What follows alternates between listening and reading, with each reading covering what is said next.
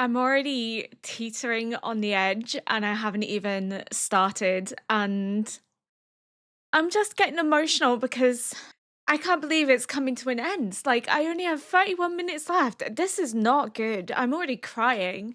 And we haven't even started the last 31 minutes of Attack on Titan. It's just been such a journey for the past 10 months that it feels like I'm having to say goodbye to something I've fallen in love with. And oh my god, it sounds so silly to be this emotional over a show, but like it's had such an impact on me over the last 10 months. And I've got to meet all of you wonderful people and had you guys support me on this journey. So to have to say goodbye to this show and say goodbye to some people that have been here since the beginning is just, it's got to me more than I thought it would. And it's really, really silly, but it's just, it feels like I'm mourning the loss of something. And I've been trying to delay filming because I knew I was going to get emotional before it even began. And I knew I was going to start crying before I even started watching. So I think like I've been trying to like not watch it. I've been trying to find excuses to get out of watching it so I don't have to say goodbye. But, you know, all good things have to come to an end eventually. And chapter 3 and chapter 4 were heart wrenching. And I have a feeling chapter 5 is going to be even worse because it's the finale. But we have to embrace it and we have to watch it. And I've been thinking more and more about that scene in retrospect where we see Eren opening his eyes to see Mikasa for the last time. It's like he knew that that was going to happen, which makes me think what we're seeing wasn't just a dream, it wasn't an alternative reality. In a sense, it's more Aaron has some role in it. Aaron has some participation in it because he's had his eyes closed the whole time and he only opens his eyes in that moment to see Mikasa, to see the woman that he loved. And Mikasa was also contemplating how she didn't want the final thing Aaron to say to her was that he hated her. So then all of a sudden, she gets this life with him for 4 years where she gets to know what would have happened if she had said something differently. She got to live that alternative, at least briefly. And that allows her to come to terms and understand that regardless, she's going to lose Erin. And it lets her kind of come to the resolution that she will have to say goodbye to him and that she will have to go through the loss of him, whether she likes it or not. Before this dreamscape, she doesn't want to go ahead and kill him. She's still not fully on board with the idea. But all of a sudden, after this alternative life with Erin that happens in like the blink of an eye, but it's his final 4 years in this alternative perspective, she suddenly is on board with killing Erin, with saying goodbye to him. But she also knew where he was because he wasn't in the nape, he was in the mouth, but she didn't know that beforehand. So something must have triggered during that time to let her know where he is. And I think that's Aaron telling her where he is because he knows that Mikasa's going to be the one to put him out of his misery and that this is potentially Aaron's way of saying goodbye to Mikasa by letting her live this alternative life with him to make up for what he's done. And that his final words then wouldn't be that he hated her, that he gave her the reality that she wanted most.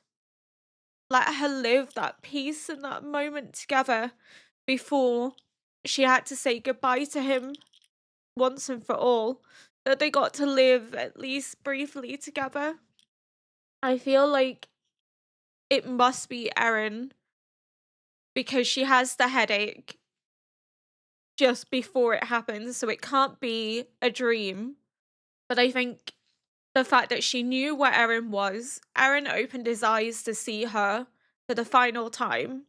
Mikasa looking at him with love and admiration because she got to experience what she wanted. She got to experience this alternative life with him. She got to spend in this alternative 4 years with him in relative peace and harmony together, but she knew that that couldn't have happened because it would mean having to sacrifice all their friends and abandon their friends to their fate by running away, by not telling them where they are. But I think this is Erin's way of saying goodbye to Mikasa. It was Erin's way of telling her that it's okay, that he's accepted his fate, that he's going to die, and that he loves her. He gives her the confirmation that she's always needed, that he loves her. But it's just the more I think about it, the more it doesn't seem like just a dream because of Erin looking at her. Mikasa knowing where Erin is, all of a sudden, Mikasa suddenly being resolute and determined to kill Erin. The look of love and admiration she had on her face when she saw him again, because she got to experience a life with him outside of what is happening. She got to come to terms with the loss of him, and she got to have moments with him that were taken away from her in this reality. In this other reality, she at least got to spend time with an Erin that loves and admires her and that told her how much he cared for her. So she didn't have to lose him with his final words being, I hate you. Because his final words to her weren't, I hate you, because if this is Erin giving Mikasa that opportunity to live with him and his way of making amends with her in his final moments, then he's atoning for his treatment and behavior towards her.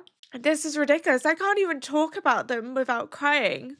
It's not even funny. Like, it's really not. I think this may have something to do with Erin and the pathways because everyone is connected through the pathways and through the founding titan, and we know that Armin saw Erin in the pathways in chapter 1. We didn't really see a lot of what was going on, but Armin saw Erin as a child and he was communicating with Armin, so that makes it seem as if just as Armin could be transported to the pathways, then potentially Mikasa could also have been transported to the pathways to spend time with Erin in a way that allows her to come to terms with his death and the loss of him, and also allows him to spend his final moments confirming that he loves and cares for her and admires her. Because when Armin comes back into reality on the boat, essentially, and he's talking to Annie, it's as if no time has passed. So essentially, it could then make sense that no time has passed from Mikasa having those 4 years in the pathways to still being on Falco's shoulders searching for Erin.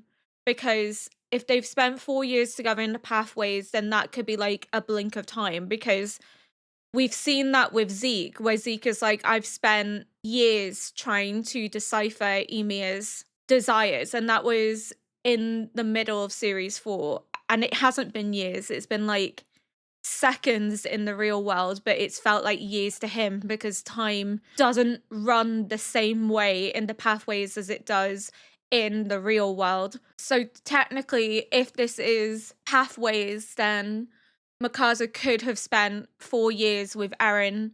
That is a blink of the eye, essentially, in the real world. In the pathways, it would be 4 years, but in the real world, it would be a matter of seconds. But it just makes sense in terms of this could be Aaron's final way of showing Mikasa how much he cares for her and knows that she has to accept his death and move on, but also to give her that moment so that she doesn't live the rest of her life wondering what would have happened if she had said something differently, so that she didn't bear the burden of guilt or resentment because she got to live that alternative life, that what if life.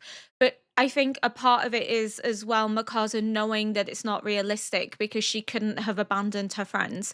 She wouldn't have ran away from her friends. And it also wouldn't have been like Eren to have run away either. So I think that's reality crashing into the fantasy. Eren gives her that fantasy to relieve the burden of guilt so that she never wonders if she had said something differently, could everything have changed? Could she have lived the rest of her life with Eren? He gives her that life so that she can see it play out, but also allows her to come to terms with the loss of him.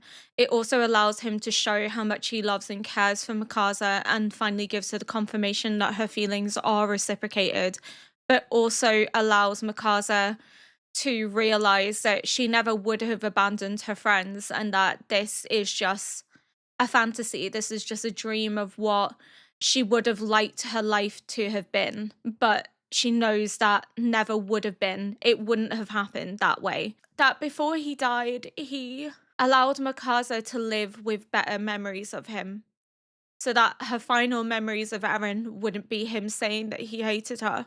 And that was Eren's gift to Mikasa, relieving her guilt, allowing her to live this alternative life with him, to have those final moments together, but also to allow her to mourn the loss of him and come to terms with the loss of him and accept that this is reality, that this is what's going to happen, that Eren, no matter what universe they're in, Eren will die. But before I start crying anymore, this is so silly. I'm so sorry. It's just really difficult to say goodbye. And before we get into the final chapter, thank you so much for everyone that has joined me on this journey and has spent your free time watching and engaging in the show with me. I didn't expect to love this show as much as I did watching it for the first time. I didn't expect it to have such an impact on me, but I also didn't imagine that it would ever bring me into interaction with so many wonderful people from all over the world. So, thank you, everyone, for all your lovely comments. Thank you for your engagement, and thank you for your support. And yeah, I'm so incredibly grateful to have met you all, and I'm so incredibly grateful that we got to share this amazing journey together. I'm just sad that we have to say goodbye. Or maybe not goodbye. We can do what Mikasa says and we'll say see you later instead. But I need to get it together because if this is what I'm doing and I haven't even watched the final 31 minutes, we're fucked for the next showdown. If I don't say anything other than crying, I do apologize. Also, I said I was gonna do the openings and endings tomorrow. Like, I was gonna film them. I don't think I am going to be filming them. I think I may need to take a little bit of a break from Attack on Titan before I film a react to the openings and endings, or I'm just gonna be incessantly crying the whole way through. So I think I need to take like maybe a week or 2 weeks to myself before I subject myself to the emotional trauma again. I hope you guys understand. I know you're excited for the openings and endings, and I'm really excited to film that react, but I don't think I'm going to be in the right mindset to do it tomorrow. I think watching this is going to destroy me, and I'm going to maybe need like a week or two just to kind of sit in my emotions over it, and then yeah. But without further ado, let's get into the final part of the finale. Oh no. 進撃の巨人の力で見た未来のためだってことは分かってるけどさ。どうしても僕をボコボコにしなきゃいけなかった理由って何？膝蹴り入れる必要あった？ They're talking 子供 together た as ちが突き放 children. すことに必死で、自分でもちょっと何やってんだろう Oh って no, 思 I'm いなが gonna ら lose it. 勢いと流れに任せて。 Ah, 全ては突き放した僕らを、エレンを討ち取り、人類を滅亡から救った英雄に仕立て上げるため。 I called it. I said that that's what he was intending to do because he cares about them. I knew that there would be sacrificial reasons to do it as well. I said that it wasn't all just for selfish motivation, that there was more to it than that. I'm gonna lose it. I can't. The fact that they're like kids again talking. Why? この世で最も敬意を表される存在になるはずだ。僕たちが英雄になれるわけないだろう。残念だけど、僕もみんなも君の思い通りに英雄を演じるつもりはないよ。 I mean, you already have. You went against him. どこに？俺たちが行きたかったところだ。歩きながら話そう。始祖ユミルの話を。 The places they wanted to go. Is he gonna? Are they finally gonna see the world together? Oh my god! Stop! Stop! 炎の水ってやつか。本当に川みたいに流れてる。 Oh no! They got to live their final dream together, or at least Armin did, どこまで話したっけ？ and Eren got to share it with ユ him. ミルが2000年間フリッツ王に従い続けているから、巨人の力が今も存在するって。故郷を焼かれ、親を殺され、舌を抜かれた相手に。 I said, did he rip out her tongue? 手にした後も従順であり続けた。始祖ユミルはフリッツ王を愛していた。それが2000年経ってもユミルを縛り続けていたものの正体だ。 Even after everything, she still loved him. 苦しみから解放してくれる誰かを求め続け、ついに現れた。それがミカサだ。なんでミカサなの？そりゃ Because Mikasa loves 始祖 Eren ユミルにしかわからねえよ。 and has to 俺もまだ let go ミカサが何をするのかわからない。 of the one she loves 俺が most, 確 of 実 her に分かってい home, たことは for the greater ミカ good. サがもたらした結果、すべてその結果に行き着くためだけに俺は進み続けた。俺は頭がめちゃくちゃになっちゃ Oh, う。 Eren. 始祖の力がもたらす影響には過去も未来もない、同時に存在する。だから仕方がなかったんだよ。あの日、あの時、ベルトルトはまだ死ぬべきじゃなかった。だから見逃した。それに浮かせたの。行こ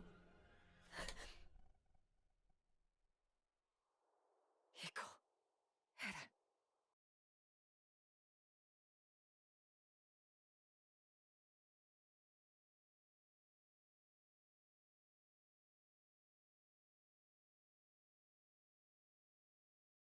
What? I'm just trying to wrap my head around that for a second. Bertolt couldn't die because Bertolt served a greater purpose in the future. Because Bertolt's death is what grants Armin the abilities of the Colossal. So Bertolt couldn't have died in that moment because it would have ruined essentially the future, meaning Armin would have died in that process.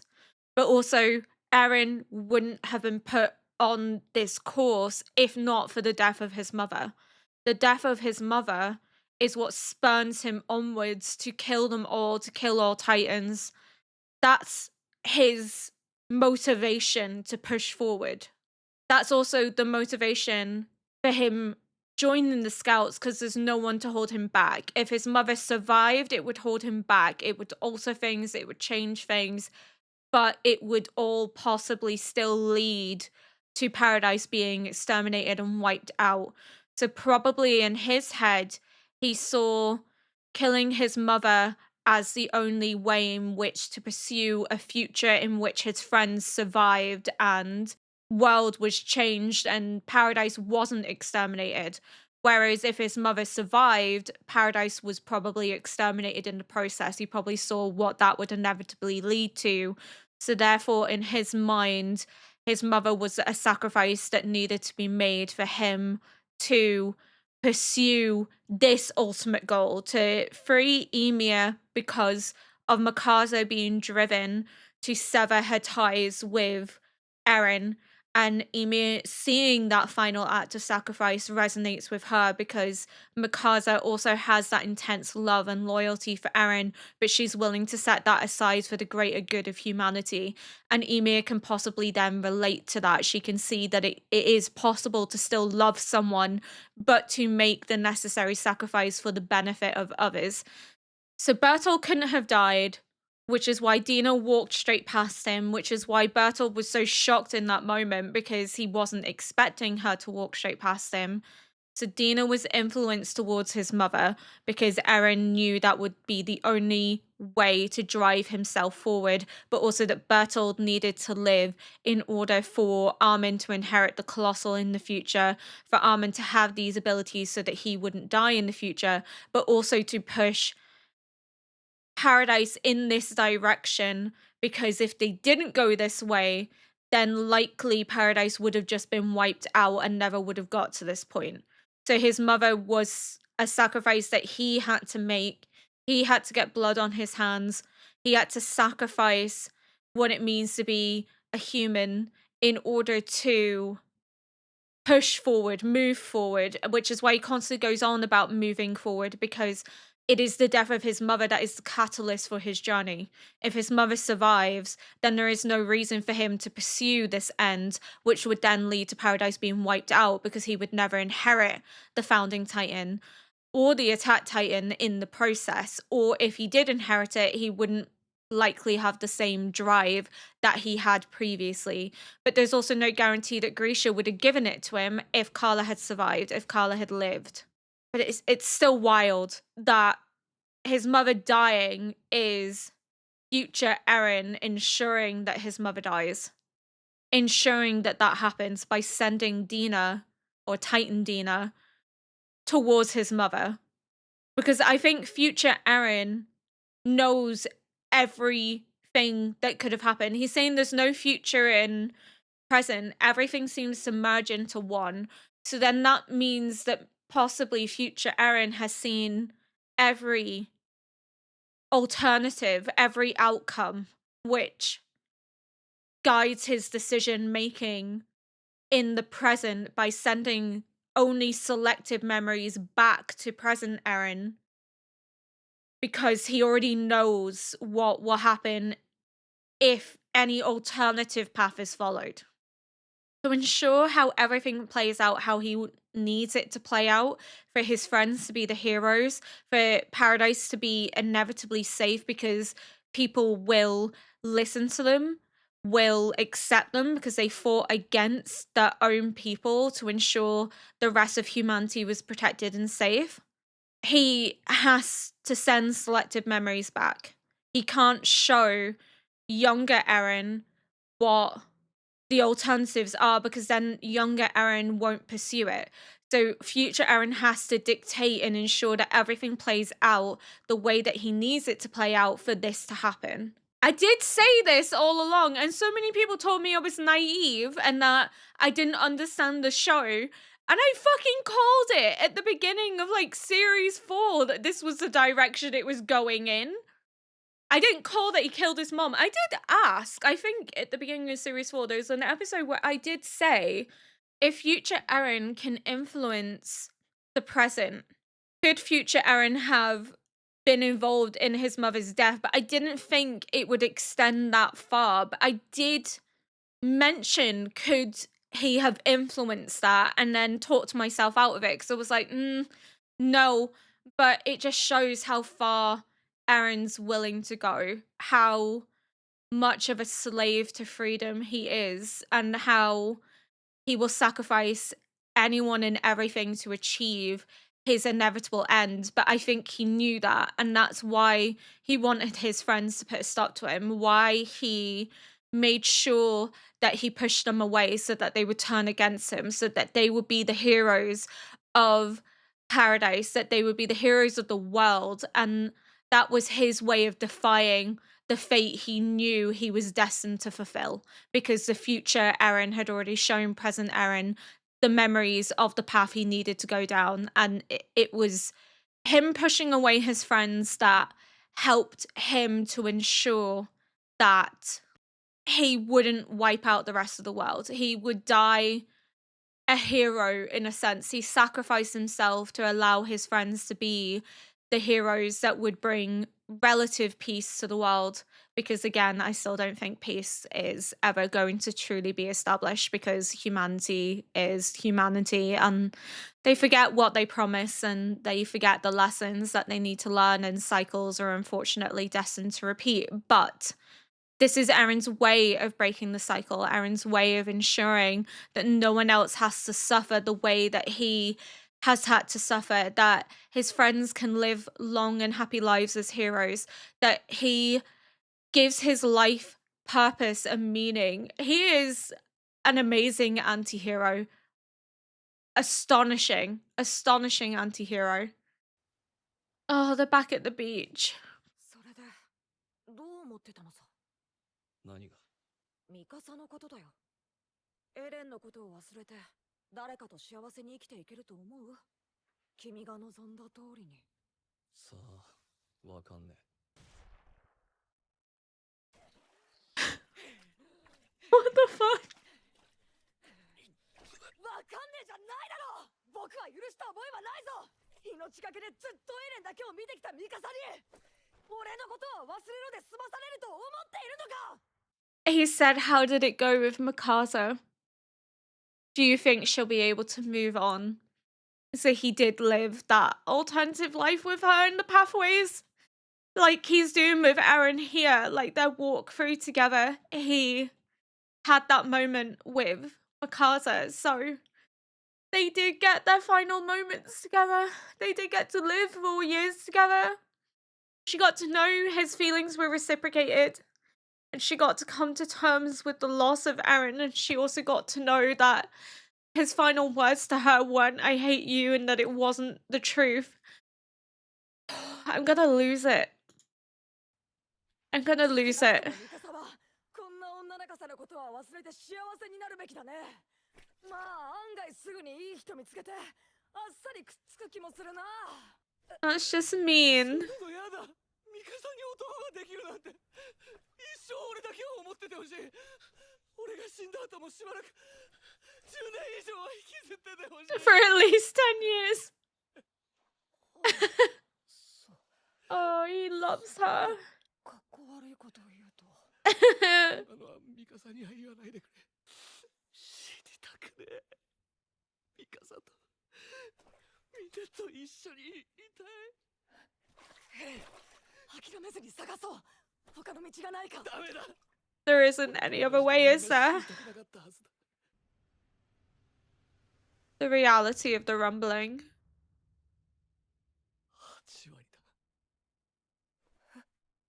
人類の8割を踏み殺した。God. なんで。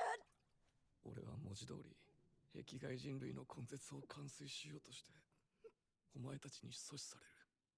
その結果が8割。壁外世界はパラディ島と同等の文明レベルに陥ることになる。つまり一方的な報復戦争にはならないだろうが、この争いは終わらない。いいからまだ起きてない虐殺を止めるんだ。できない。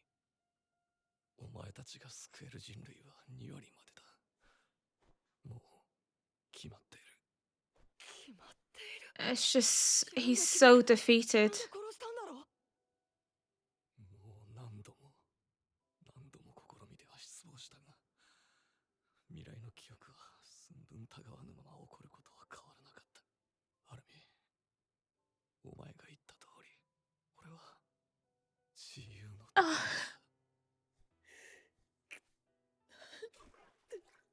But he tried. to defy his fate. もう取り返しがつかないのか。 So this happened before こんなのは解決じゃ the ない。 rumbling. So was this on the 起 ship? きないだとこんな冗談を真に受けるやつがあるか。それでもいつかいつの日かきっと分かり合えるって、そんなささやかな願いさえもう誰も信じない。残された教訓は殺すか殺されるか、それだけだよ。エレン、お前の名前だ。いや、違う。エレン、お前は自由だ。この景色が見たかった。なんで。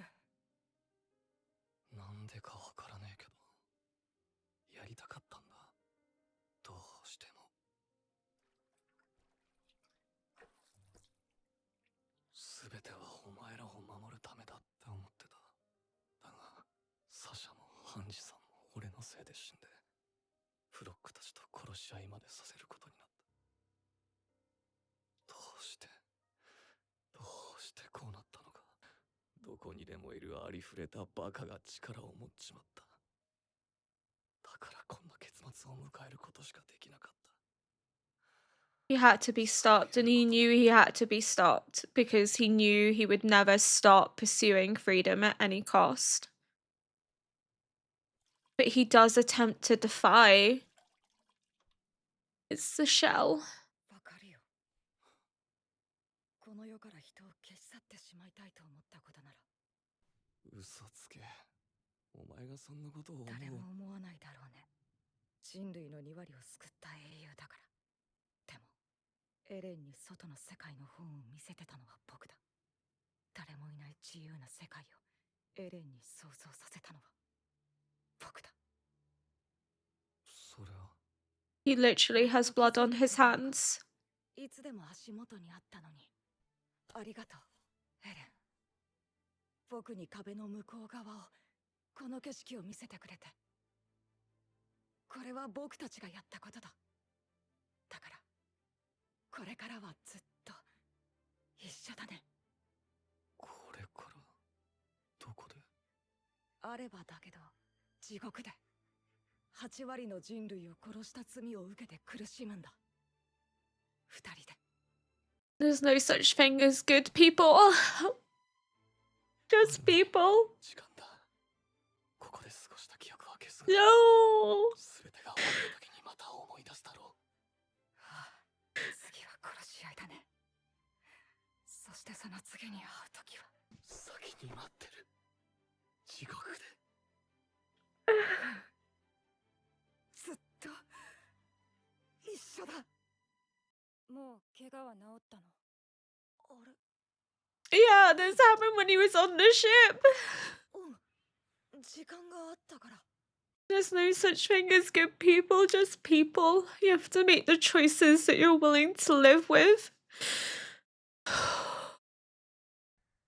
Armin knows that he has blood on his hands. Oh. They're embracing. Uh, 思い出した。これはアルミ。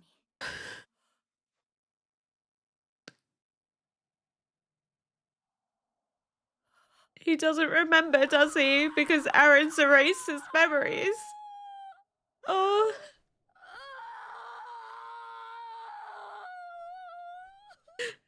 Armin. アルミも記憶が戻ったんでしょう。エレンが私たちに会いに来ていた時の。 Oh no, he does remember now. ミカサがもたらした選択の結果が巨人の力をこの世から消し去ることになるって。思い出したぞ。 The bag. エレン、お前ってやつ。 He broke the cycle. There's no more Titans. 母ちゃんも人に戻るって言ってたんだ。あいつが私たち Oh, he saw them all しろって。 one by one. 余計なお世話なんだよ。死に時野郎。おかえりなさただいま。父さん。い。よう、お前ら。 No, 見 no. ていてくれ。これが結末らしい。お前らが捧げた心臓の。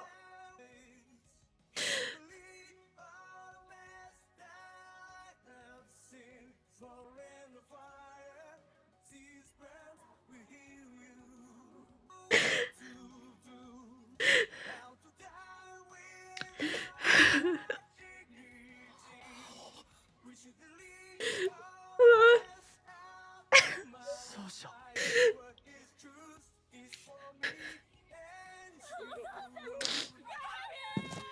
I can't do this.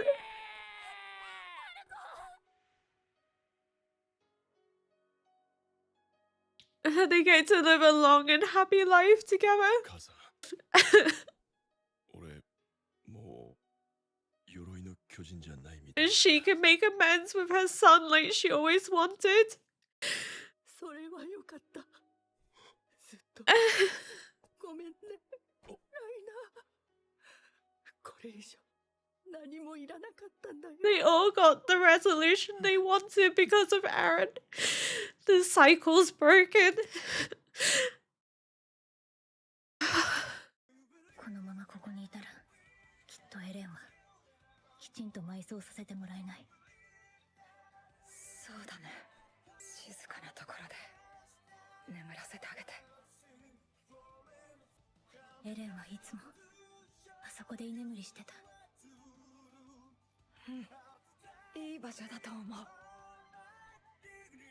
Oh no!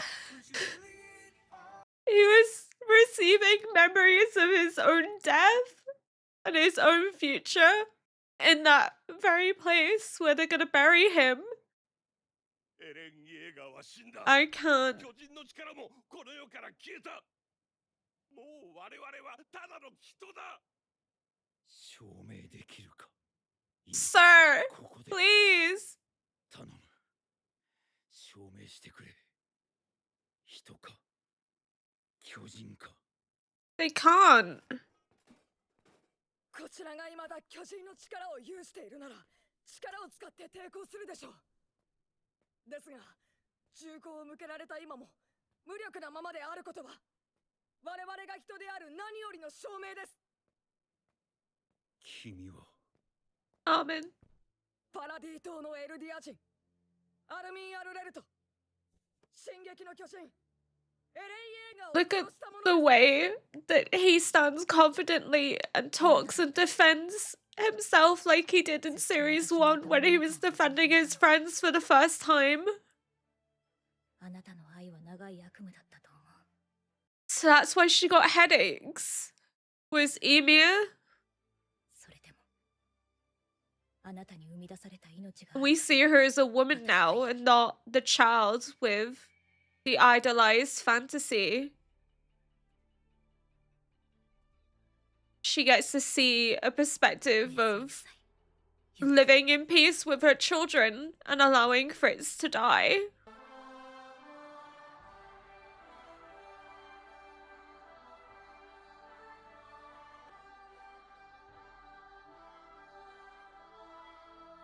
Historia's daughter gets to live a life free 天 of 下地の戦いと呼 trauma ばれたあの日から3年、生き残った人々も癒えぬ傷跡に苦しまれていることでしょう。喪失の最中にある世界が危惧する通り、エルディア国はイェーガー派が取り仕切る軍を結 for 成し、 God's 日に sake. 日に力をつけています。海の向こう側で生き残った人類の報復を恐れて、島は一丸となり声を上げます。勝てば生きる。負ければ死ぬ。戦わなければ勝てない。それ以上先の未来まで見ることができなくても、この未来だけは鮮明に見ることができました。きっと、この結果はエレンだけの選択ではありません。私たちの選択がもたらした結果が、この世界なのです。私たちは戦わなくてはなりません。これ以上戦わないために、彼が私たちに望んだ人生ではありませんが、No, it's not the life he wished for you. 私たちには託されました。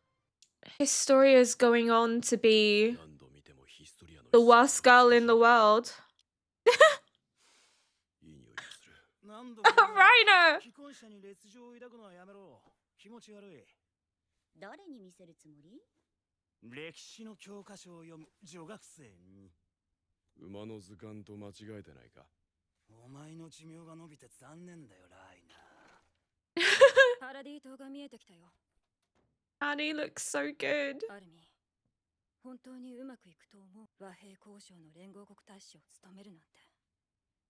They're still trying to establish peace. あのバカ野郎が押し付けた世界の英雄の役がこれだ。何が長生きしてほしいだよ。なんだ兄、今さら生きて帰れるつもりで船に乗ったのかよ。まさか。でもあんたたちだって花から自殺しに来たわけじゃないんでしょ。調査兵団は夢見がちで諦めの悪い連中だから。私は憲兵だけど、とりあえずまだ殺されないさ。パラディ島のみんなは知りたいはずだから。What happened? 僕たちの物語を。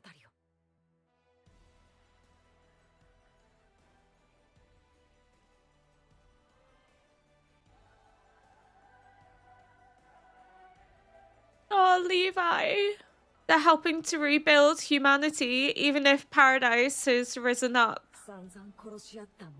to counter peace. Oh, it's the baseballs.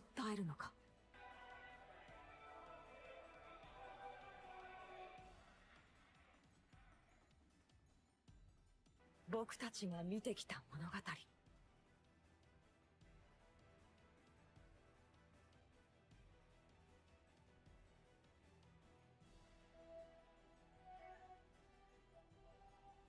そのすべてを話そう。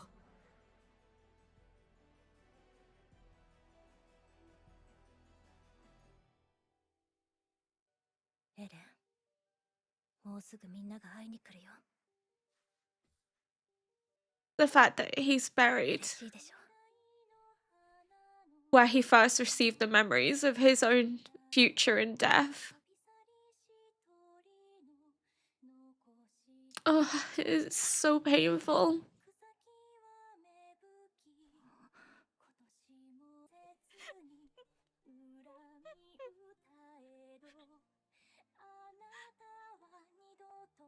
It all makes sense why he said to Mikasa in episode 1 of series 1, I wake from a long dream. Why is your hair long? Because he only knew her for so many years with short hair that it shocked him.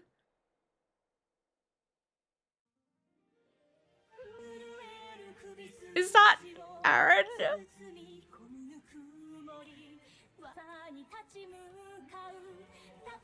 Coming to reassure her that he's okay.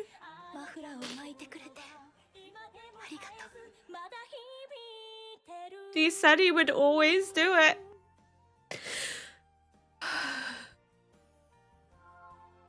I'm not okay.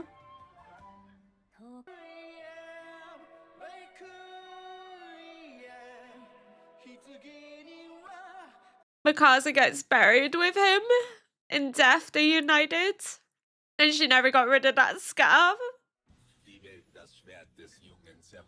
Crazy. Look at the world going around them. Insane.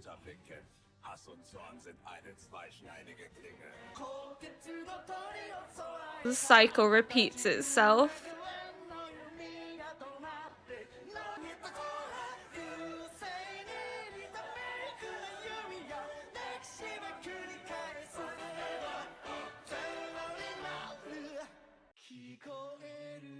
I'm so broken.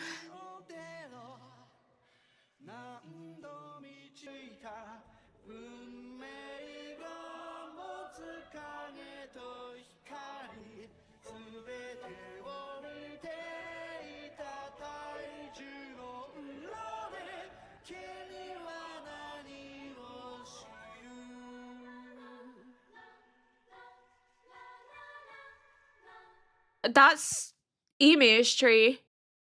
So the Titans could come back. Eren broke the cycle, but could the cycle then continue?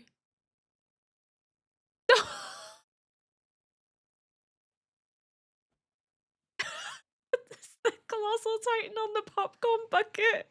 Goth Mikasa, I love it.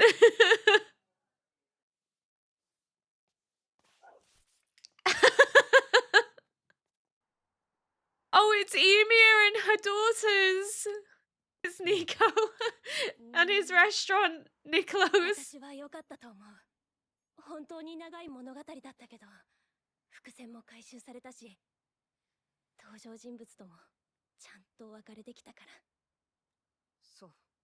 ミカサは考察サイトを見てないからね。男女同士の声が小さくてよく聞こえなかったんだけど。なんかさ、予想通りなんだよね。もっとさ、いい意味で期待を裏切る何かを見せてくれると思うじゃん。想像の余地をあえて残したと考えることもできなくはないと思えるし、あえてシン Agreed. プルに畳んだとも取れるし、欠点がある人の方がかえって親しみやすい場合もあるでしょ。そんなことで僕の不満や疑問が解消されるわけじゃないよ。なぜならずっと待っていたからだ。10年前からずっとこの日を。エレンの表記行じゃないか。そんなに悪くなかったでしょ。ああ、俺はお前らと映画を見れて楽しか Oh, った。もし次回作があったらまた見に行こうな。しかし信じらんねえよな。100年前本当に巨人がいたなんて。どこまで史実を元にしたかはわからないけどね。あの3人の幼馴染も実在してたらいいのにね。they did. そうだな。Oh.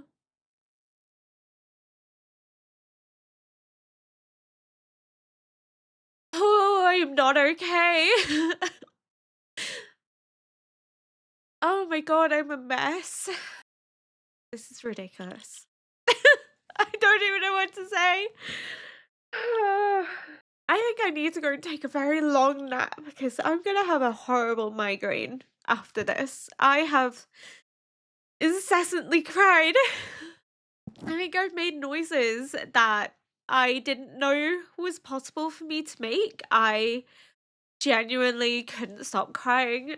The cycle was broken temporarily, but there's no guarantee that the cycle will end completely. That boy and the dog going into the tree where Ymir gained her powers to begin with could end up repeating the same cycle. And we've seen that with the Jaegerists gaining power and taking over and essentially leading a fascist state. I'm inserting this in, so if this seems a little bit disjointed from the initial React discussion, it is because I am filming this after the fact, and it's because I feel like my analysis of Historia was quite harsh, and I didn't really take the time to think about her actions. I'm going to blame the intense emotions that were happening, as well as how quickly you're blindsided by her narrative being reinserted back in. So we're suddenly shown the last 4 years of Paradise after Eren's death and the rumbling, and it happens so quickly that your brain kind of doesn't realize or rationalize it within the context of the rest of the show. So I've taken some time away to think about it. I have come to a different initial conclusion to what I had, which I have removed. So, off of my gut react, I misunderstood Historia quite massively in the final moments of the series. And as a consequence, when I was doing the character ranking, I ranked her as a B character because of it, which I have cut out because that's not how I feel anymore. I would have ranked her as an S character. Now, thinking back on it and considering it against everything that had happened in series 4 and also prior seasons. So I have changed my mind. My initial reaction on Historia was really harsh and I take it back. I have cut it from this react because yes, I don't agree with that perspective anymore. I basically was like, oh god, she's gone full fascist and was really sort of confused and disorientated. But again, taking the time to reflect back, I do realize that it was sort of like a gut reaction to the intensity of how I was feeling, and then just the reinsertion of her narrative so suddenly, and it was a bit disorientating. I didn't really sit back and think about it in context, and that's because I was just emotionally exhausted from the entire finale as a whole and crying incessantly at the entire finale. But yes, I have taken some time away and I have considered it in relation to her journey to becoming queen, as well as understanding that her alignment with the Jaegerists is feigned compliance. The one thing that I had to remember after the fact was that Historia came to her position through a coup. So she's more than aware that she could also lose her position in this way as well. And that would put her and her daughter in danger. The Historia we see outside of her role as a monarch in those like final flashbacks is one that is really enjoying her life. She's valuing the time with her family and she's sharing in this joy of being a mother. But then we see this stark contrast to her as a monarch, where she's stoic and tense at the side of the Jaegerists, almost as if she knows that if she condemns them, there's no one here to protect her. She'll be thrown from her position as queen as quickly as she came to it. So the way that I've now read it is that Historia is biding her time and she's waiting. She's playing the obedient queen just as she played the obedient girl all of her life. She's compliant, but waiting for her opportunity to strike when she knows she has the force and means to do so. She's incredibly perceptive and clever in that regard. She's just playing another role before she's able to become the worst girl in history once more, which likely begins when her friends return. Their support and the growing interest in why these global ambassadors went against Paradise to help the rest of the world would likely bolster the confidence of those within Paradise that do not agree with the Jaegerists.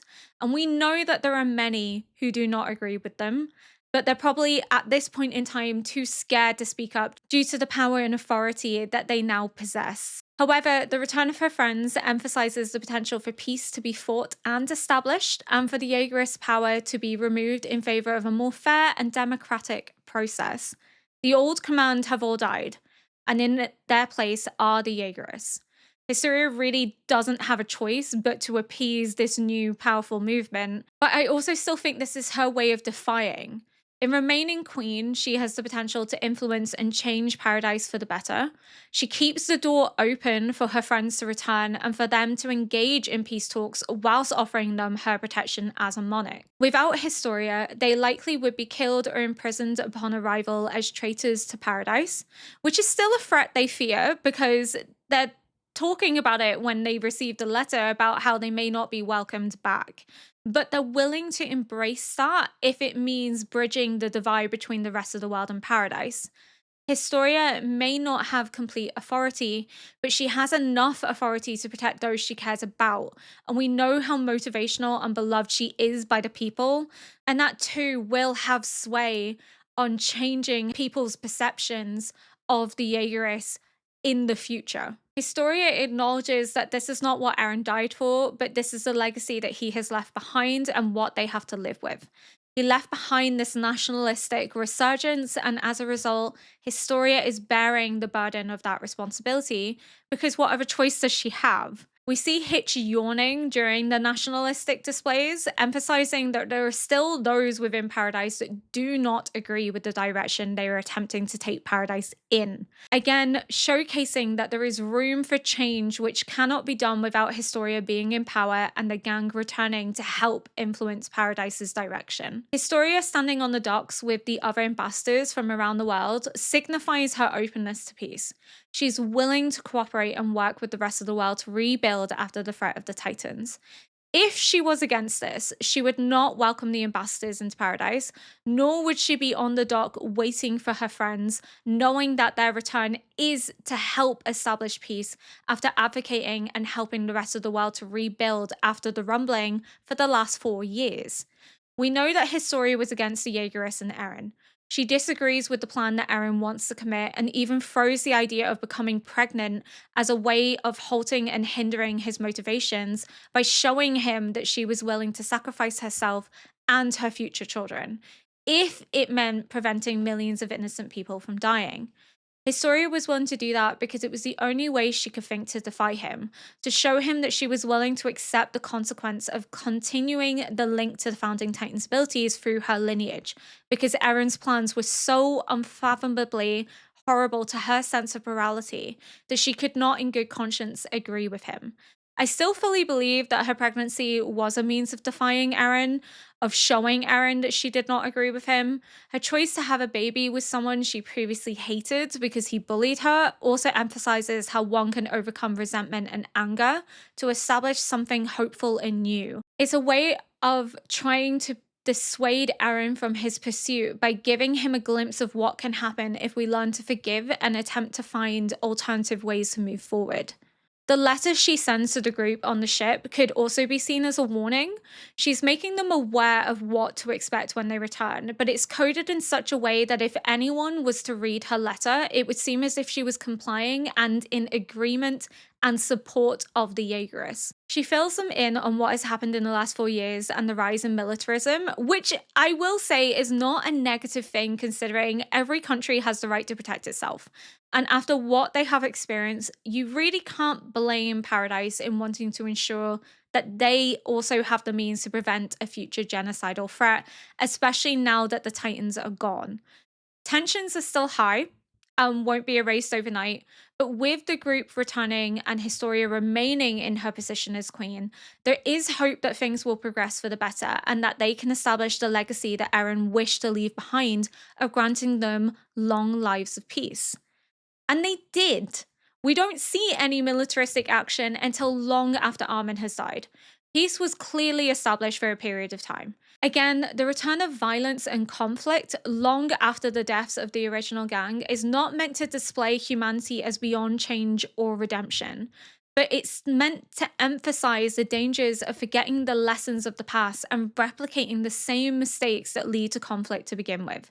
It does not mean that peace isn't worth fighting for, or that Eren's sacrifice meant nothing in the end. It does not mean that we should justify the rumbling or excuse it as valid because of what inevitably happens in the future. Rather, it's a warning to us as the viewers to not be blinded by hatred and to keep fighting for change even if it feels impossible to make a difference. That there is good to be found in the world. If anything, Isayama is emphasizing the dangers of cycles repeating if we do not completely break away from them, rather than showing that humans are doomed to repeat the past or refuse to change. And symbolically, the destruction of paradise in the future is his way of emphasizing just how difficult it is to break away from hate, but that we must continue to persist. Why? Because in Eren's words, we are special because we are born. I also never really discussed the closing scenes because they were so small in the movie credits. They were like little tiny boxes. So I was sent screen grabs through Patreon, so I was better able to see some of the details, such as Mikasa essentially waiting 10 years to marry. And I'm fully dying on the hill that it was Jean she settled down with. And that's a ship I'll gladly support and die for, because if Mikasa couldn't be with Eren, then she deserved to be with someone who values her for her strength and loyalty. I also love that the scarf had never left her. Eren truly did wrap it around her for the rest of her life. Then there's the fact that Armin is the last one left alive, reiterating that all of this is Armin's account of what happened and he was the narrator of this journey. I also love that the boy and the dog were left so ambiguous that everyone could kind of make up their own meaning in relation to it. You could read it as being a replication of the cycle, but in a way that benefits humanity rather than destroys it this time. You could see it as Ymir escaped into the tree full of despair and fear of death, and what manifested was a stronger body that protected and shielded her from the threat of violence in the world that she inhabited, whereas the boy is entering full of wonder and exploration as to what he might find.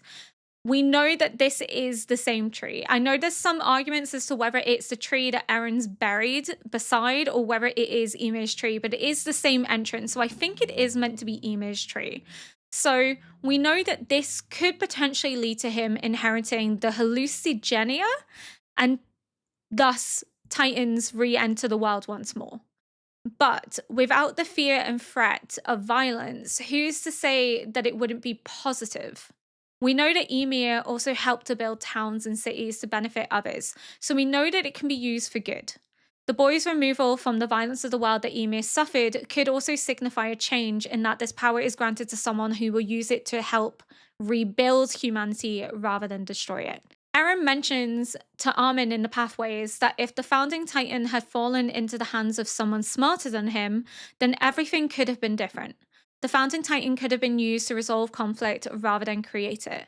This could be foreshadowing the eventual inheritance of the hallucigenia by the boy and the dog. Unless the dog inherits it, which would be very interesting. We just get big giant dogs. I'd love that. But there is no guarantee that there is still an hallucigenia for him to inherit. Eren really could have truly broken the cycle of the Titans.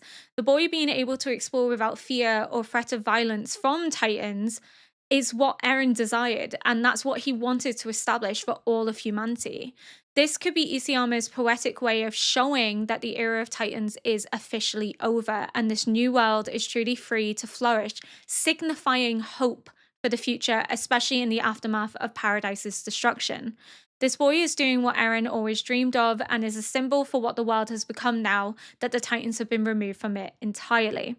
And I know this one's going to be a bit of a weird one, but this is just my headcanon as to why Levi spends his retirement with Gabby and Falco. And I just think it's very fitting that they look and act very similar to Isabel and Ferlin. In some way, Levi is reunited with the spirit of those he lost before they were coerced into joining the Scouts. He can see a life that might have been if Ferlin and Isabel had lived and they had been able to grow old and retire together. Through Gabby and Falco, he sees them live on and he finds peace and contentment in what life has to offer him. Now he is no longer a soldier. I'd like to think that's why he finds himself with Gabby and Falco at the end, that he gets to live the life he could have had with Isabel and Ferlin. And I think that just warms my heart and makes me feel happy that he gets to feel peace and contentment in his final years. Levi having that opportunity to live in peace and retirement is everything to me. He sacrificed so much to ensure that the deaths of his comrades meant something and that their lives were not wasted, that their memories would live on through him and his actions. In the end, he was finally able to accomplish what he set out to do, saving and protecting humanity from the threat of the Titans, and giving his comrades the respect they deserved in getting them this far. His final salute and the tear that rolled down his face broke my heart because it's an acknowledgement that his duty is finally done.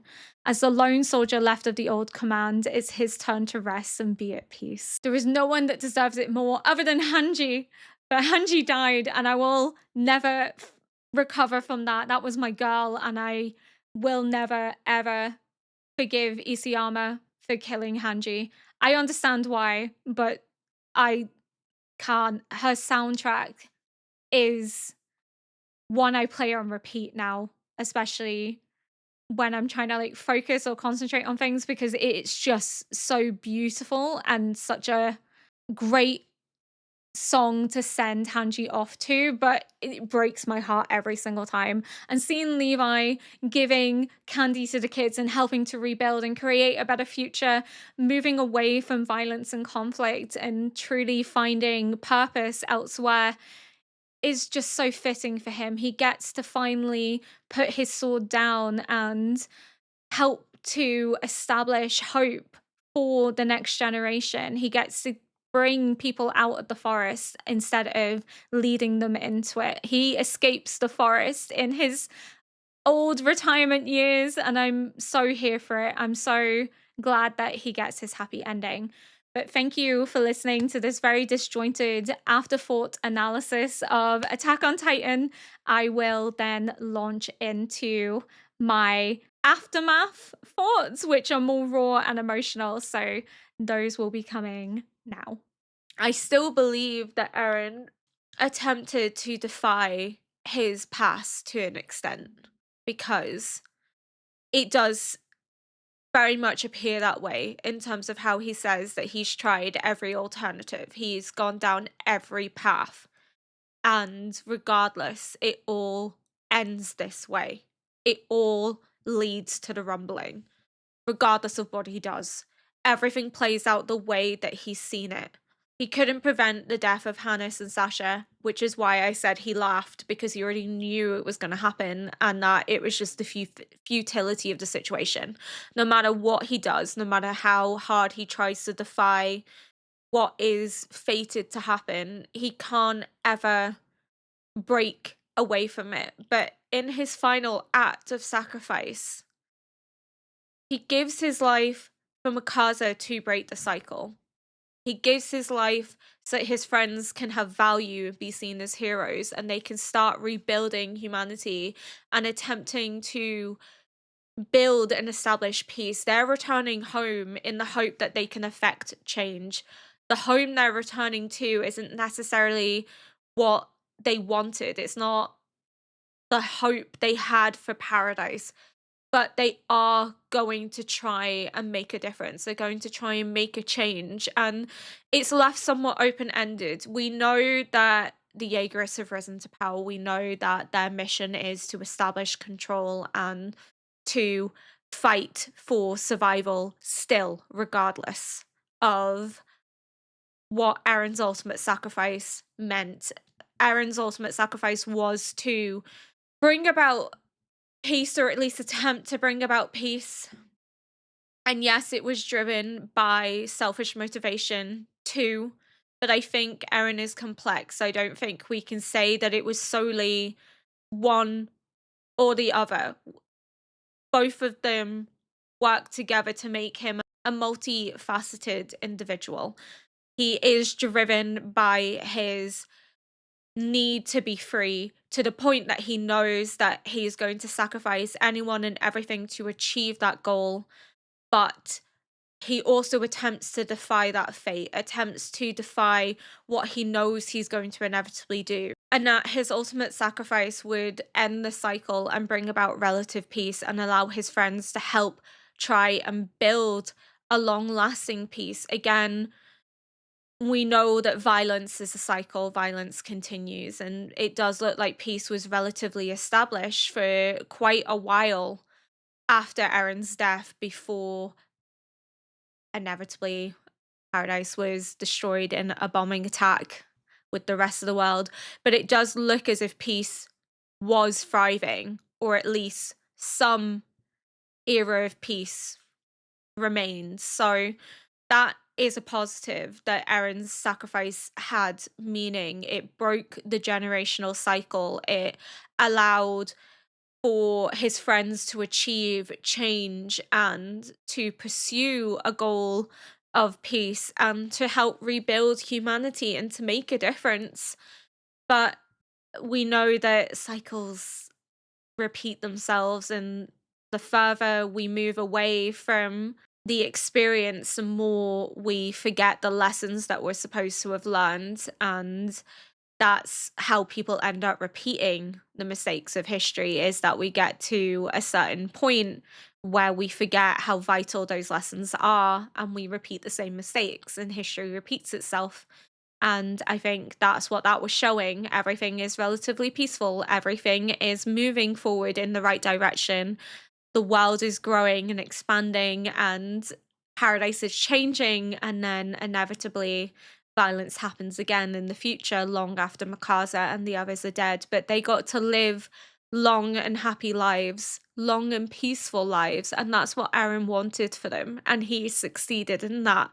He succeeded in breaking the cycle, breaking the generational trauma, and giving his friends what he's always wanted them to have, and giving Paradise peace, at least temporarily. And again, I think it's supposed to be open ended.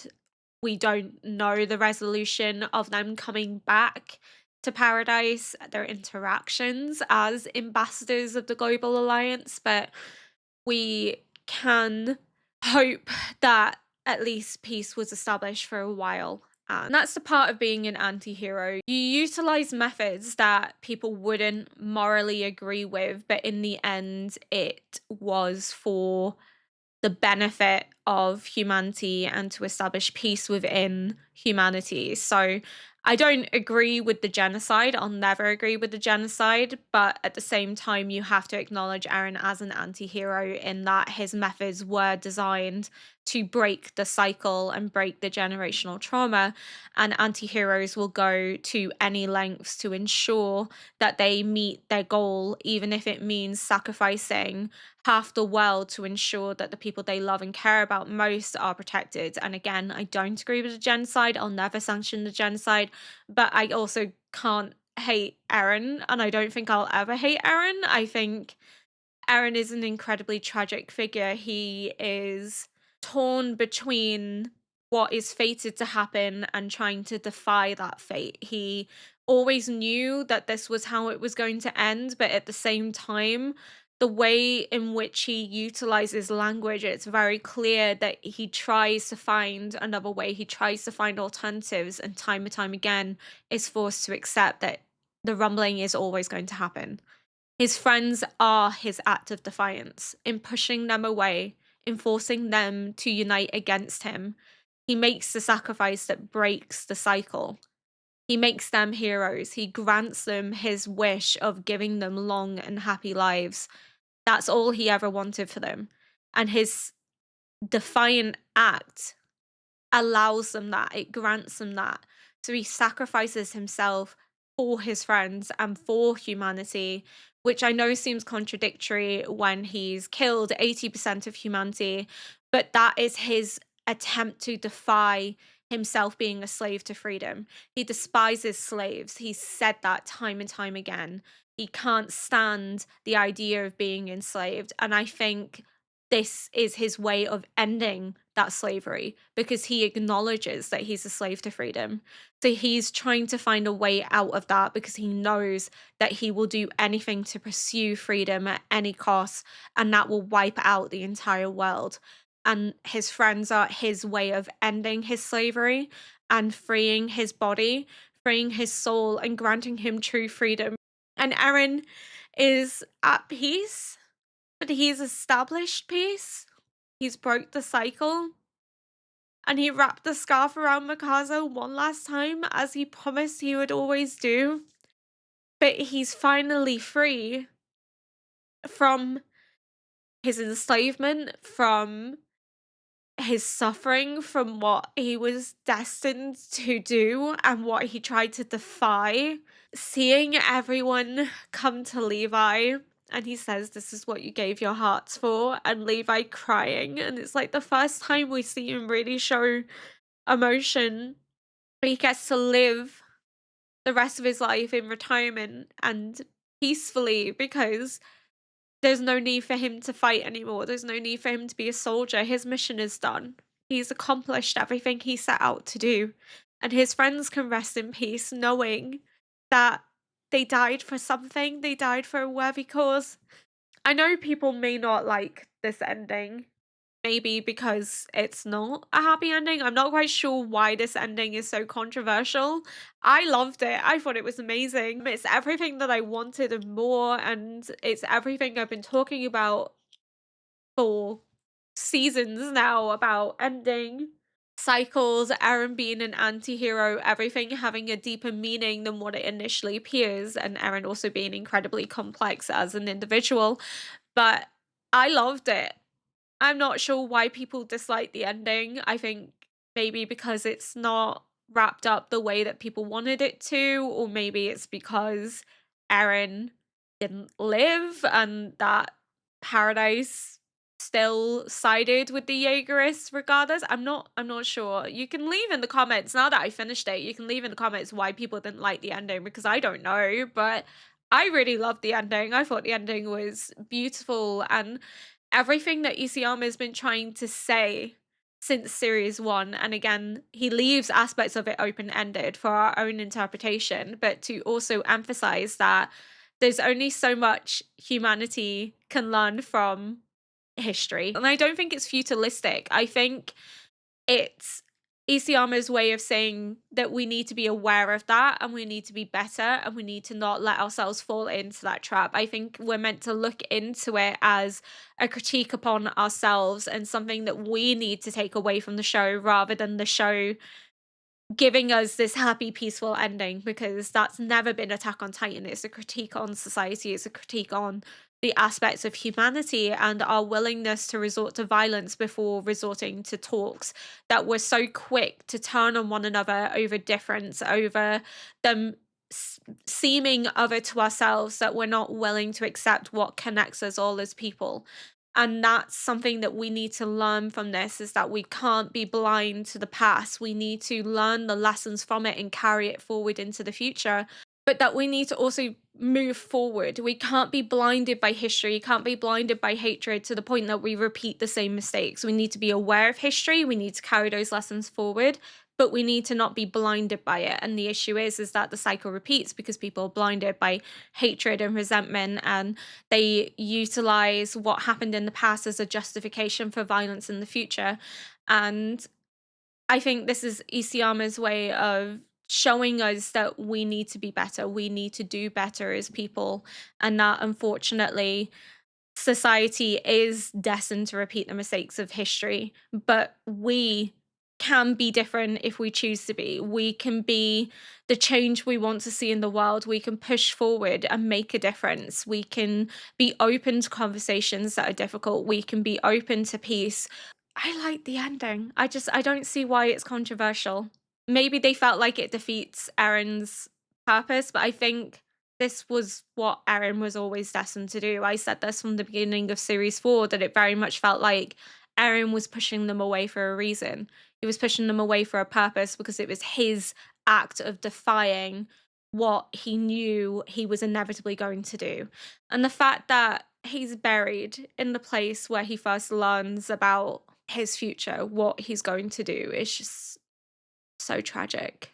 It's also the place that he loved most. It's the place that he had peace. Makaza, it looks like she was buried with him. She was buried with the scarf and the flowers that represent their love and connection. What an amazing, amazing series. I am broken though. I am like absolutely destroyed. I don't even know what to say anymore. I'm at the point of like not knowing what to say, but Armin was in the pathways with Eren. Armin got those memories back after his fight. So we only see them because Armin's memories were wiped at the time. So we didn't see that. We saw them as Armin gets them back and remembers them and comes out of it, but it connects to them being on the ship.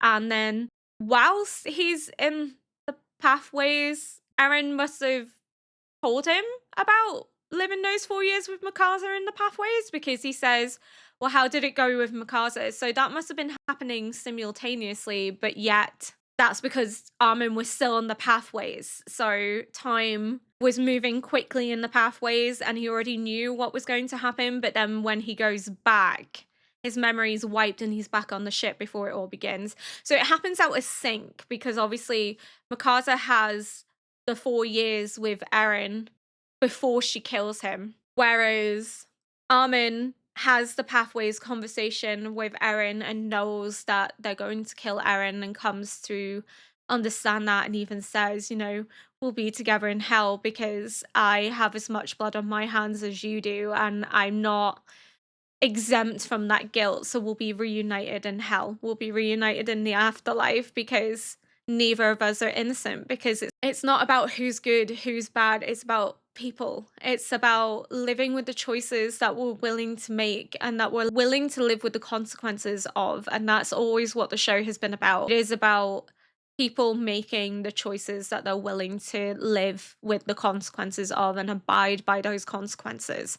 And Eren accepting accountability and reassuring Eren in their final moments together to give him some aspect of peace. Uniting them together in knowing that Eren is not the only one that has regrets, that has committed atrocities. They all have. And the fact that he saw them all in the pathways to speak with them one last time, to give them some closure. broke me, and it's the fact that they only remember it after he's gone. They don't remember it at the time because that would prevent them from going ahead with what needed to be done. Because if they knew about it in advance, they wouldn't push forward, and he needed them to push forward.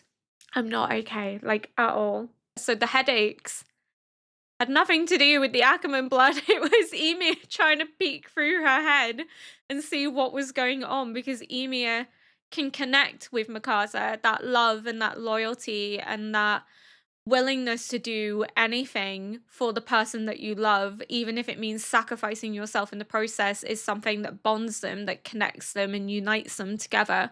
And in seeing Mikasa make the choice to still sacrifice the one that she loves the most in all this world for the benefit of humanity, helps Ymir to see that she can move forward, that she doesn't need to be blinded by loyalty anymore to a man that has committed horrible atrocities towards her, that her love for King Fritz is somewhat misguided. She gets to see the alternative. If she hadn't have sacrificed herself, she could have lived in peace with her daughters. She could have moved forward, but instead she made the choice of sacrificing herself for a man that didn't care about her. That was a womanizer that tortured her, that killed her family, that only saw her as a means to expand his control. And she was so blinded by this idea that he loved her that she was unwilling to see any alternative. But Mikasa being able to put aside that love and that loyalty to put humanity first gave her the opportunity to see an alternative, what could have been. And the fact that we see her as a woman when she faces Mikasa and not as a child shows that she's come to terms with the fact that her love was almost childish, that her faith was naive, and that she's finally willing to grow up and accept that she needs to move forward and rest in peace rather than continue to pursue what she's been subjected to, the torture she's been subjected to at the hands of the Fritz family. She can let go and she can rest in the same way that Mikasa has to let go and make the sacrifice of Eren for the rest of the world. She now can accept that she too has to make a sacrifice, and that sacrifice would allow her to live in peace and harmony and move forward and break the cycle of trauma that's been inflicted upon the subjects of Ymir at the hands of the Fritz family. The Fritz family are the ones that have pursued this after her death, have made sure that her power continued. And in finding connection and solace with Mikasa, she's able to understand why she needs to move forward, why she needs to not remain locked in the past. She found connection with someone like herself who was a victim, who was subjected to extreme trauma and the loss of her parents, who had to sacrifice the one person that she loved more than anything in this world, who was her home, in order to ensure that humanity moved forwards, that humanity was banded together to establish peace to some extent. And Ymir can find kinship with that. And in finding kinship and identity with Mikasa, she's able to finally move forward and let go. And it's a beautiful message of healing from trauma, and that Mikasa was able to break the cycle, but she was only able to break the cycle because Eren showed her how, and Eren embraced Mikasa in those final moments by spending 4 years with her in the pathways, which was a blink of the eye to everyone else in the outside of the paths. But for them, they got to share those moments together, and they got to come to terms with everything that has happened and share time together that was valuable, and she was able to accept that she needs to move forward. What a beautiful show. What a beautiful show. I was asked to do a tier list, by the way, of my favorite characters. Okay, so we have a tier list here. There's not a lot of characters here, but that's okay. We'll work with what it's got. So I was asked to do a ranking of characters, and of course I'm going to do one here. And the first one is Annie, which is a really hard one. I feel like Annie, I love Annie's story. I love her arc and that she finally gets to reunite with her dad. But like, we only really see her in series 1 and then bits of series 4. So it's kind of like controversial, probably. I'm going to put Annie in the B tier because we don't get a lot of her really. Armin is my boy. Armin is S tier, like, no hesitation.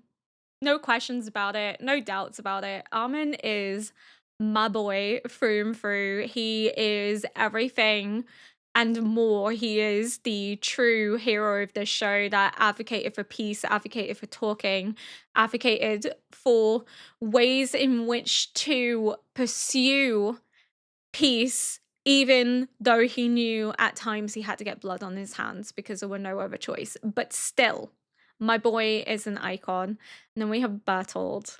I feel like a lot of these characters are going to be S tier. Bertold, I'm going to put in A tier. I love Bertold. I think he's phenomenal, but I wouldn't put him in the S tier. Bertold, we lose in series 3 and it's heart-wrenching, but Bertold is quite quiet. We don't really learn much about him and his family background, but I do think he is beloved enough by me to warrant A tier. Connie. I love Connie. Oh, this is hard. Right, this is getting hard now, guys. He's got to be an S tier. He is funny, he's quirky, he's the comedic relief that we needed, but he's also incredibly noble. He sacrifices himself for the greater good of humanity, is willing to go down if it means establishing peace and putting a stop to the rumbling. Him and Jean went out like absolute badasses when they thought they were going to become titans. So yeah, I can't not put Connie in the S tier. Colt, I would put in the B tier. I like Colt, but again, not really in the series that much. His death was heartbreaking because he sacrificed himself to bring comfort to his baby brother in his final moments. But yeah, I would still say B tier. Aaron, S tier. No doubt about it. Not going to question it. Aaron is a phenomenally written character, amazing anti-hero. Even in his final moments, seeing him so defeated and sad, and that final moment between him and Armin, I have to put them next to each other, where they hugged each other and said that they will see each other again, just completely wrecks me in a way that I never anticipated. Completely destroyed me. Owen, S tier. What? You can't not. And he went out like an absolute badass. My soldier's rage, my soldier's scream. He did everything he could in the pursuit of truth. And yes, he was a slave to truth. And yes, he sacrificed people to learn what he had always suspected. But he's still an icon. He's still a legend. Flock. I'm gonna get so much hate regardless of where I put Flock. I was gonna put Flock in the D tier, but I'm gonna put Flock in C, and that's because I don't fundamentally agree with him and his beliefs. I don't agree with his fascist ideologies or the way in which he was tormenting anyone that disagreed with him, but at the same time, I can admire how he gave his life for what he believed in and the cause of what he believed in. So yeah, I would put him in C rather than D, but still. And Emir, I would say B. Everything does kind of come back to Emir. Everything is linked to her and her trauma and what she was subjected to. I think fundamentally to the story, she's incredibly important, but in terms of favorite characters, I like B. I wouldn't rank her that highly. Gabby, S tier, and I don't want to hear anything about it. She is the perfect example of what it means to be a child growing through trauma, of unlearning bias and ideological hatred, of growth and acceptance and coming to terms with what you've done and making amends for it. Love her, absolute icon. Grisha is, oh wait, no, that's peak. That's not peak. Whoops. That's Frida. D tier. Don't really know much about Frida, like, to have her in my favorite character. I just realized, I was like, that's not peak. That's peak down there. Scratch that. That's Frida. This is young Grisha. Grisha? C. I like Grisha. I feel like Grisha. Actually, I'm gonna put Grisha in B. Grisha, I hated. I felt like Grisha was a horrible father to Zeke, but he did try to make amends. He did learn from his mistakes and try to do right by Eren. And then we learned that he was actively coerced into killing the children by Eren, and that wasn't actually his intention all along.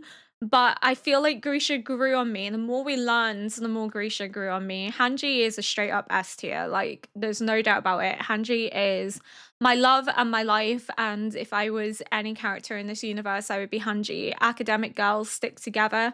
She's an absolute legend. Hitch, also B tier, again, great character. Love that she's yawning in the background of the military police, showing she doesn't fully buy into it, but she's just having to cooperate because she really has no other choice. But again, don't really learn much. We see some really good character development from Series 1 to Series 3 and Series 4, but still, I would argue B tier. Jean, S tier. Went from being the character that I hated in Series 1, genuinely despised him, hated him.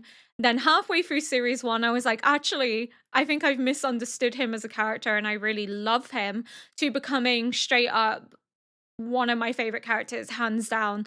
My baby boy would die for him. I've also just noticing Marco is not in this tier list, which I think is an absolute travesty. Marco isn't here, which is rage inducing because Marco is my boy. Marco would be S tier as well, but Marco's not here. Kenny, not really in Attack on Titan that long, but I would say A tier character because he was badass. He had some really deep philosophical meanings that then had a huge impact on how we viewed the show, such as everyone's a slave to something. Eren's a slave to freedom, and then everything kind of began to click as to why Eren's doing what he's doing. I just feel like Kenny was such a badass that he kind of has to be A tier. But now I'm reviewing this, I think I'm also going to move Annie to A tier. I kind of realize I do like Annie's character a lot more than what I was initially thinking. Yeah, I'm going to say Annie's A tier. Levi, S tier. Do I need to say more? S tier. S tier. That's my boy. We're going to put him next to Erwin because, and Hanji, because that's where they deserve to be. And then we'll put Jean next to Eren. Yeah. And then, yeah. Perfect. Love that. Love that lineup. But Levi, seeing him cry at the end was cathartic because this is a man that has been through so much trauma, has seen so many of his comrades die, and has always held it together. But at the end of it all, we finally get to see him let those emotions out. That cathartic release because his job is done. He's achieved what he needed to achieve and he can move forward. Theo, A tier. Amazing, amazing character. Loved his development, loved his growth, and the fact that he made that final sacrifice for everyone to have an attempt to save humanity and went out with Keith. Amazing, absolute badass. Marcel, C. Meh, it's a meh character. Marlowe, B. Really, really good character development. Was really sad when we lost him, but seeing him take the charge against Zeke when Erwin fell, amazing. He stood up and had courage in that moment, and it must have been incredibly hard to do so. Mikasa, controversially, A. A lot of Mikasa's character development was wrapped up in Eren, and that's perfectly fine because it all comes full circle at the end. I love Mikasa as a character. I just wish she had more dialogue. She really doesn't have a lot of dialogue if you look at it. She is badass, she's cool, she's clever, she is phenomenally written, and it all has meaning and purpose. But I just don't think she's an S tier character for me. She's not up there as one of my favorites. I feel like there's more they could have done with her dialogue wise. A lot of her dialogue is Eren, saying Eren a lot. I feel like she should have had more lines and she didn't, and it was kind of disappointing. Zeke, S tier. Again, a controversial one. I just really like Zeke's character development. I really liked his arc as the Beast Titan antagonist in series 2 and series 3. I really liked seeing his background as a child. I didn't agree with his euthanasia plan because I don't think that that was really going to prevent conflict in general. It was his mind of preventing the suffering and the trauma by not allowing anyone to become Titans again. But Eren also had a way of preventing that from happening again. But we know that violence is never going to be stopped. And even if he felt that was the way to establish peace, the world may have just seen that as a justification to get rid of them quicker. So I don't agree with Zeke's plan for euthanasia, but I can see why he believed that that was the best course of action, and I can empathize with him. But it's the fact that he admits that he would have liked to have been reborn again if he could have played baseball over and over with the man that was basically a father to him. So I think Zeke even came to terms with the fact that life is precious and life is valuable more so than he ever really gave it credit for because of his experiences in life and because of his experiences that blinded him to the beauty of life. But that's trauma for you. So I do love Zeke and I think he was phenomenally written. And I do not remember his name. He was on Levi's squad, and I feel really bad because this is Petra, but I don't remember his name. I think it's very strange that they've included him in this major Attack on Titan characters tier list because I don't think he really was that major of a character. Yes, we saw more dialogue of him, but you know, he died in series 1, and we do see him in like flashbacks and we see him in Elo's notebook, but yeah, like I tier. Anya Capon, I would say B tier. Great character, great development. Went all out to try and protect the people of Paradise, even if it meant risking his own homeland in the process. Was also oppressed by Marley, but again, would still say B tier. Didn't really have that much of an impact on me. Petra, best girl, but again, B tier. She dies in series 1, but her death lingers on, and I do think there was more between her and Levi than we give credit for. It does seem like there was something going on between them, so it was really sad that we lost her essentially before that could really be expanded upon. Peak, actual peak, not not fake peak. A tier again. Peak, amazing character. Loved everything she did, but I didn't like the Cart Titan design, but I grew to really love Peak. She's very outspoken, she's very sweet, she's very badass. She is willing to do everything she can for the benefit of her friends and protecting them. She is a phenomenal character. I do love Pete quite a lot. I just don't like the Cart Titans design and I never will like it, but I think Pete is just so well written. And then we have Porco.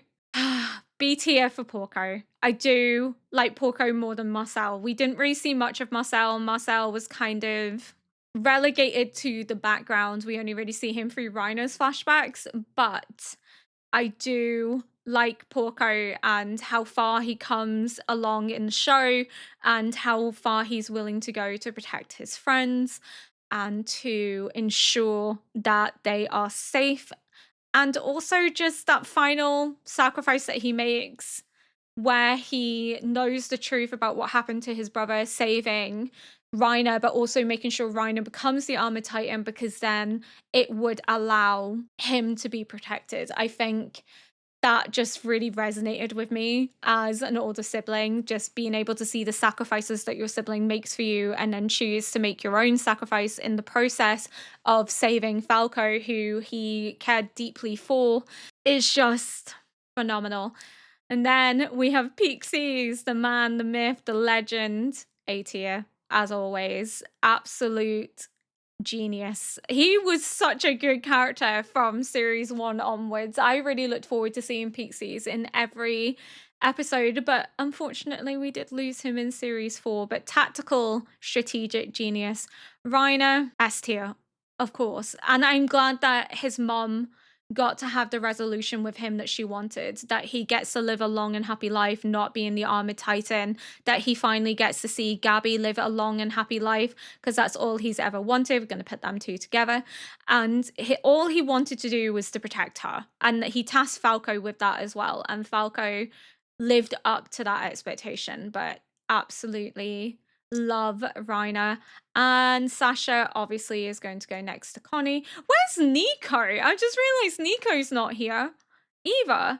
Sasha, another icon that we lost too early on into series 4, but adored her growth and the way that she overcomes her fear to save Kaya in series 2, and the impact that that has on Kaya, and her ability to reassure Nico and have Nico fall in love with cooking to the extent that he forsakes being in the army, doesn't want to be a soldier anymore. But they never got to live that happy life together, which is incredibly sad. Keith is going to go next to Theo because they both died together. They're absolute badasses. And Keith was no longer a bystander. In his final moments, he gave himself for something. He sacrificed himself for humanity and for the cadets that he trained and watched grow up. And he was able to marvel and admire them. And the fact that no one knows about his sacrifice is a travesty, because they only know that Theo stayed behind. They don't know that Keith did. But Keith wasn't doing it for glory. He wasn't doing it to be remembered. He was doing it to save the cadets that he trained and admired their courage and their strength, and he wanted to ensure that that continues on and to die for something. Falco, Falco S tier. I feel like a lot of these characters are in the S tier for me. Falco, he's a sweet little cinnamon roll. He is a cool ass falcon titan. He can fly. Falco the Falcon should have been very obvious to me, but it wasn't until the finale. Even though I said he did look like a bird, I think it was when he first transformed, I was like, oh, looks like a bird. Little did I know he would actually be able to fly like a bird, but Falco was such a sweetheart, was the one that was trying to pursue peace and acceptance way before anyone else was. He wasn't buying into the bias narrative. He did everything he could to try and protect Gabby because he loved her and cared for her deeply. And I'm just glad that they get to live a life together, and we got to see them slightly older, planting a tree together, the start of a new forest where they are not in the middle of it.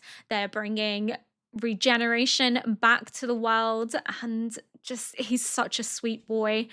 Yelena, I feel like she's gonna have to go in C tier with Flock. Again, don't like her motivations, don't like how she lied and manipulated to make people feel sorry for her and denied being a Malian essentially so that she could get people to not condemn her for her background.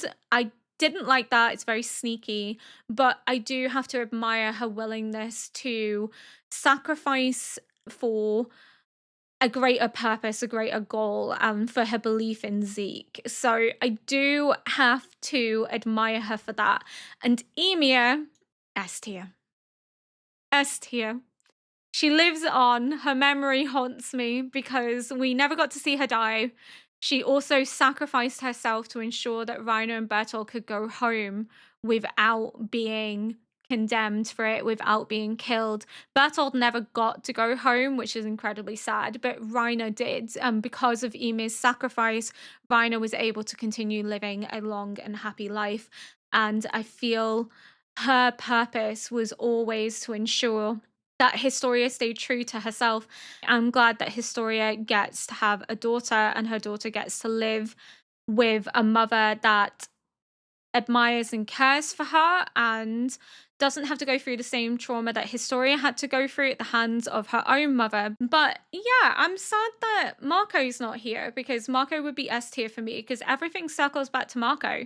Jean's participation in the Scouts, his motivation to save the world, all stems from Marco's death, all stems from Marco's belief in him that he can be more than he gives himself credit for, that he's a good leader and to have confidence in himself. And the fact that when Connie and Jean are about to sacrifice themselves to become Titans, they talk about how when they're burning the bones, the ashy bones, which is reference to Marco, that's what pursued Jean onto this mission, onto this path. And he blames Jean, saying if it wasn't essentially for Marco's death, for the ashy bones, and feeling responsible for what happened to Marco and wanting to make Marco proud and live up to his expectations of you, we wouldn't be here now. So almost making a joke of, you're the reason that we ended up on this path, but at the same time, it's also Marco's reasoning that we ended up on this path too. Marco's death is the catalyst for them joining the Scouts and standing up for the rest of humanity. And Marco's death also haunts Rainer and Bertold and Annie, because Marco desperately wanted to seek peace. He wanted to talk with them. He wanted to find a resolution with them.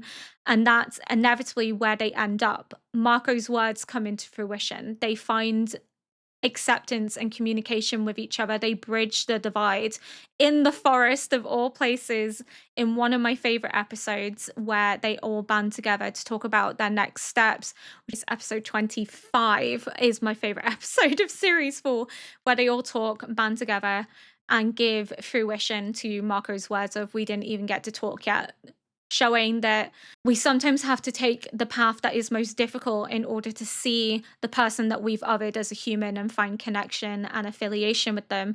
But we can pursue and change the world if given a chance. If we give peace and talks a chance, we can find a way forward. But yeah, I'm so sad I have to say goodbye to this amazing show now, and I'm gonna cry again. I hope I did this series justice. I hope you guys aren't disappointed with my finale discussion. Again, if there's anything you would like me to discuss further in detail, please do feel free to leave a comment below here on Patreon or on YouTube, so I can accumulate these questions and I can film a video response answering them and addressing them. I, of course, probably won't be able to do every single comment, because I imagine there's going to be quite a few questions that people would like to ask me, but I would love to have the opportunity to discuss anything further and to answer any questions that you may have for me. But I hope I did this finale justice. I hope I did this show justice. And again, thank you from bottom of my heart for following my journey, supporting my journey, for engaging in conversations with me. I know we haven't always seen eye to eye in our perspectives of this show, but again, media is open to interpretation. Not everyone is going to agree, but that is the beauty of shows like these. They are designed to make you think and to make you question, and everyone is going to have a different interpretation, and that's perfectly fine. And it's also one of the most enjoyable things about consuming media, is learning about different perspectives and seeing how those perspectives take shape. But it has been an amazing journey, and I have been so grateful and honored to have been on this journey with you all for the past 10 months. And it's not goodbye, it's see you later. And hopefully we can share some new adventures together, watching some amazing stories that we have coming onto the channel in the next year or so. Of course, I don't think anything is ever going to take the spot of Attack on Titan in my heart, but I'm sure we can have some amazing journeys together nonetheless. After Attack on Titan, we will be watching Apothecary Diaries, and then after Apothecary Diaries, we will be watching Demon Slayer. At the moment, I'm watching Full Metal Alchemist Brotherhood, and after Full Metal Alchemist Brotherhood, I'll be watching Vinland Saga. So yes, Vinland Saga will be coming to the channel soon, just not immediately after Attack on Titan. I'm going to let this marinate. I'm going to enjoy some other shows first, and then we will watch Vinland Saga. But thank you so much for all the love and support. Thank you for being here every step of my journey. Thank you for engaging and supporting and encouraging me. And not only was this an amazing show, and an amazing experience, absolutely phenomenal experience, and such a roller coaster of emotions. But it was amazing in terms of the fact that it brought all of you into my lives, and I'm incredibly grateful for the support and the love that you all have shown me, and the way in which this channel has grown over the last 10 months. So, thank you for sharing in that success with me. Thank you for sharing in this journey with me. And I'm so incredibly grateful and so incredibly honored. And it's not goodbye, it's merely see you later.